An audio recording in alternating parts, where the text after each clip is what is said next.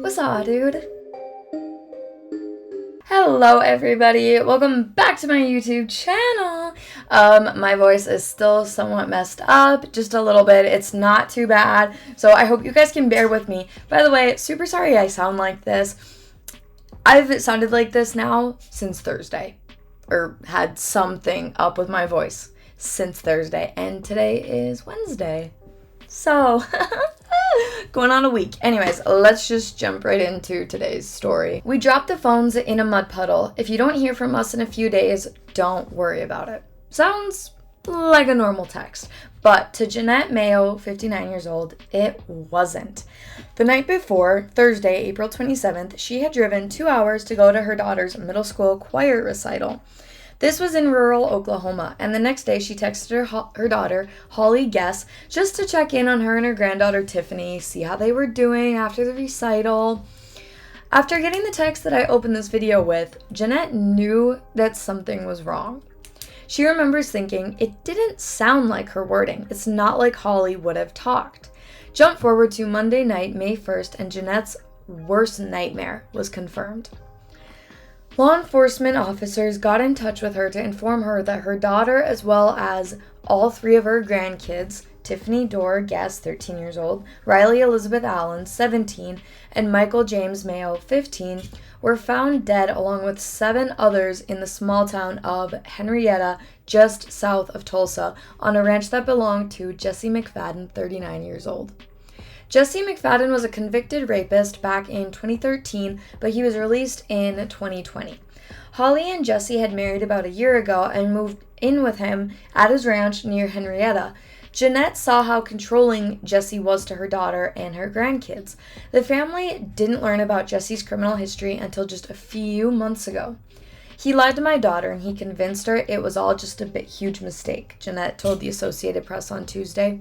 He was very standoffish, generally very quiet, but he kept my daughter and the kids basically under lock and key. He had to know where they were at all times, which sent red flags up. Yeah, absolutely, that's red flag. The 2 other bodies found were Ivy Webster, 14, and Brittany Brewer, 16, who were friends with Tiffany Guess.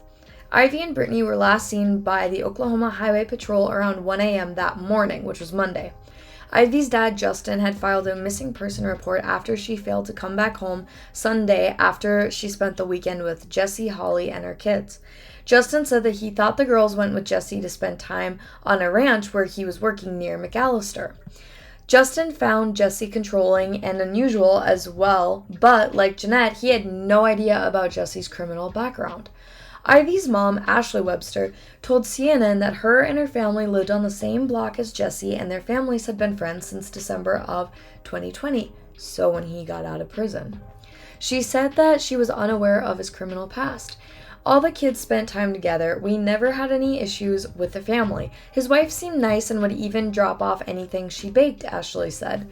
She said that she got a Snapchat from Ivy around midnight on Saturday and then another one on Sunday around 11 a.m., but they weren't the typical, photo Snapchat. It was a Snapchat message where you didn't take a photo with it. Jesse had called her later in the day claiming that they were in a nearby town. Jesse also called me around 5 p.m. on Sunday and told me they were in McAllister, but said he couldn't talk because he had bad signal. It was hard to hear him. The call kept breaking up, Ashley said. But why did the cops know to go and check on Jesse's ranch?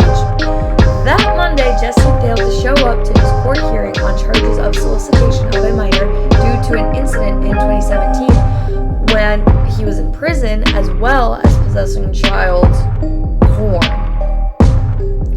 So authorities issued a warrant for his arrest and showed up to the ranch.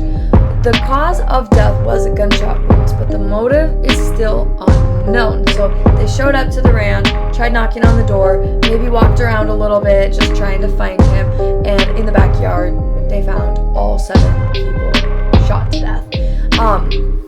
Some articles that I read, it said some people were lined up, and then some were scattered, and then I've also heard that they all were kind of scattered amongst the backyard, so I don't really know what necessarily happened, but it sounds like Jesse was the one that ultimately murdered everyone. Brittany was an outgoing person. She she was actually selected to be Miss Henrietta coming up in July for this Miss National Miss pageant in Tulsa. And now she ain't gonna make it because she's dead. She's gone, Nathan Brewer said. She was a fantastic mother. She loved her children beyond belief. She was very overprotective, Janet said of her daughter Carlee. She was supportive if they wanted to do something. She'd go out 100%. She loved softball. She loved people, animals. She was just a genuine good person. She really was, Ashley said of her daughter Ivy. A GoFundMe has been launched to help the families of Ivy Webster and Brittany Brewer, and a separate GoFundMe has been set up for the other 4 victims, and I do have those links in the description box down below if you guys would like to go make a donation. It's just there if you would like. But that is it for me today. Super sad story. It'll be interesting to see if the motive does come out later or if that will just be kept under wraps. If